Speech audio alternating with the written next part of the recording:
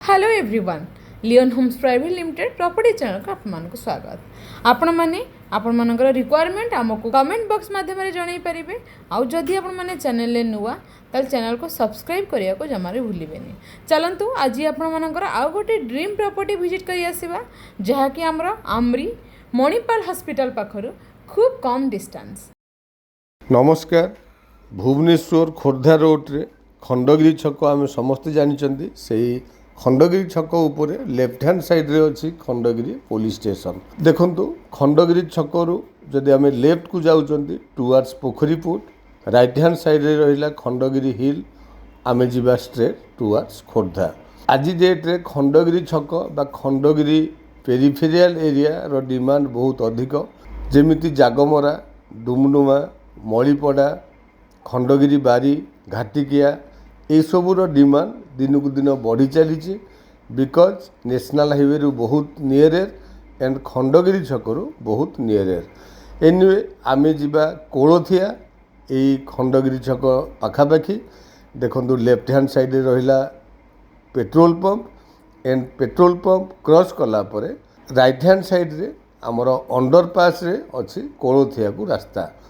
आमे से अंडरपास रे नेशनल हाईवे क्रॉस करिकी जाउचंती कोलोथिया रास्ता रे।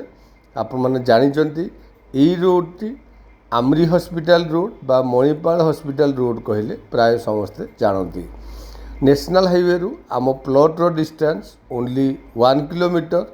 एडी देखंतु आमे किछि बाट आसिला परे गोटे छकरे आसिकी पहुँचले। एई छकरू लेफ्ट को गले नेशनल हाईवे को रास्ता अच्छी एंड राइट को गले खंडगिरी हिल बा जगन्नाथ टेम्पल को रास्ता अच्छी। दैट्स वाई से छक को जगन्नाथ मंदिर छक कहले भी प्राय समस्ते जानती। एनिवे आमे आउ किछि बाट आगो को जिबा। आम प्लॉट को जिबा पई विभिन्न आडू विभिन्न प्रकार रास्ता अच्छी। जदि आपण माने जानिथिबे कोलोथियार खेल पड़िया, आमे सेही खेल पड़िया पाखु जिबा। किछि बाट आगरे रही गला मणिपाल हॉस्पिटल, ता पूर्वरु देखंतु लेफ्ट हैंड साइड रे अपोलो फार्मेसी एंड आमे ताकू लागिकी जाउचंदी लेफ्ट हैंड साइड रे।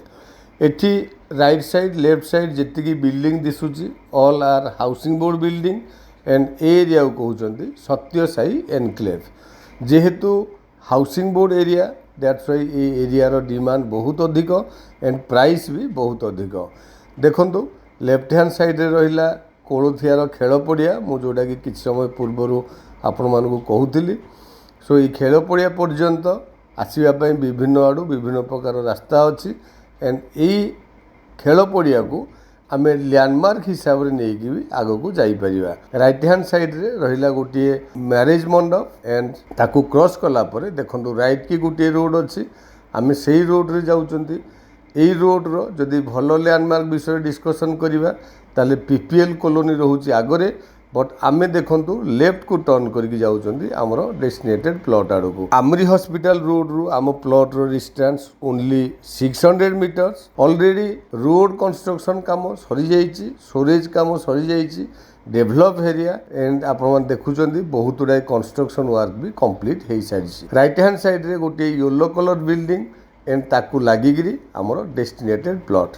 डेफिनेटली एरिया विषय देखिले आपण माने जानि पारुथिबे it's a fully developed plot and developed location रो प्लॉट। जेहेतु डेभलप्ड एरिया एंड बहुत nearest distance that's why plot टी आपण मानकु डेफिनेटली पसंद आसीबो। Thank you. आपण मन तो लोकेशन टी विजिट कले खूब कम डिस्टेंस हमर प्लॉट टी हमर 2000 स्क्वायर फीट रो नॉर्थ फेसिंग रो 40 फीट रो फ्रंटेज। सो आउ डेरी न करी आपण माने लोकेशन टी को विजिट करंतु। प्राइस होची पर स्क्वायर फीट 4600 रुपीज। आपण मैंने देखु प्लॉट पर्यंत आमर ऑलरेडी ब्लॉक रोड कंप्लीट हो सारी। इवेन आप गोटे सोसाइटी भली फील करुँच। तले था नंबर इनक्वारी कंटाक्ट करूँ। एनी क्वारी आपण मैंने आमको पचारि पारे।